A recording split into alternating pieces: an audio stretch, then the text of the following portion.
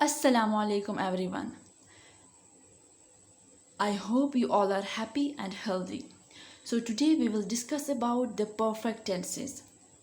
Past perfect tense, present perfect tense and future perfect tense.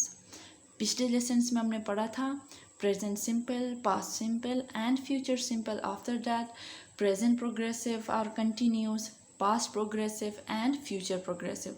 So today we will go through the perfect tenses of past, present and future.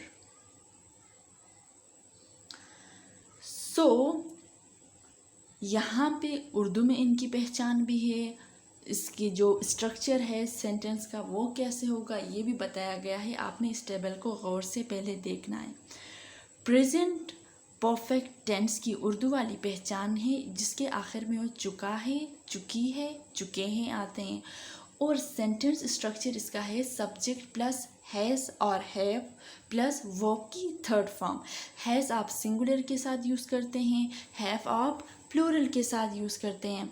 Then past में जो उसकी उर्दू की पहचान है चुका था, चुकी थी, चुके थे. और इसका सेंटेंस स्ट्रक्चर हम सब्जेक्ट देन प्लस हैड और प्लस वर्ब की थर्ड फॉर्म में हम यूज़ करेंगे.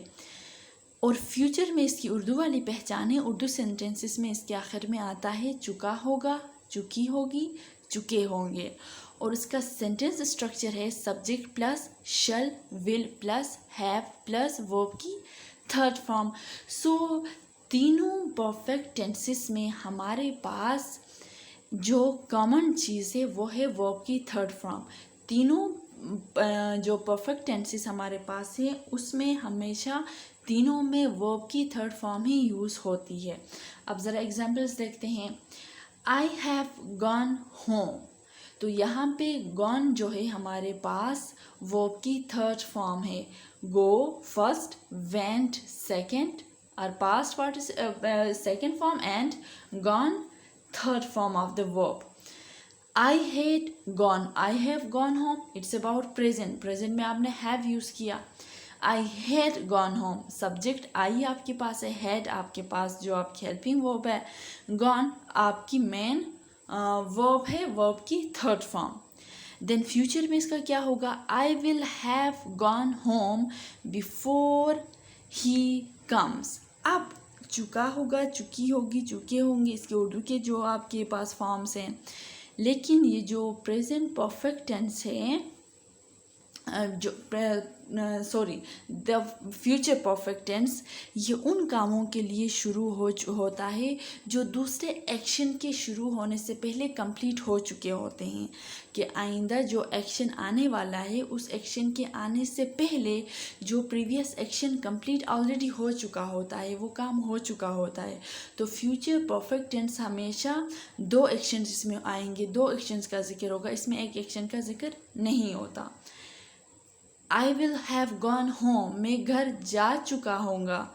बिफोर ही कम्स, उसके आने से पहले. तो यहाँ पे टू एक्शंस की बात हो रही है, उसके आने से पहले और पहले जाना. इसका नेगेटिव कैसे बनाते हैं? I have not gone home, simply आपने आई के बाद हैव के बाद नॉट लगाना है. पास्ट में आपने हेड के बाद नॉट लगाना है और फ्यूचर में आपने विल के बाद नॉट लगाना है. क्वेश्चन में सिंपली आपने हैव आई गॉन होम पहले लिखना है सब्जेक्ट से पहले, फिर हैड को आपने सब्जेक्ट से पहले लिखना है, फिर विल को आपने सब्जेक्ट से पहले लिखना है.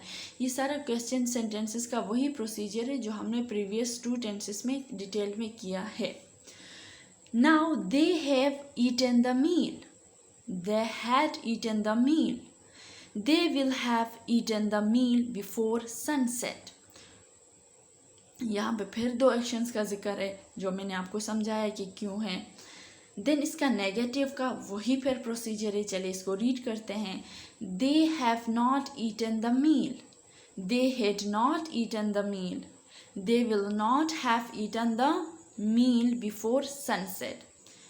have they eaten the meal, had they eaten the meal, will they have eaten the meal before sunset.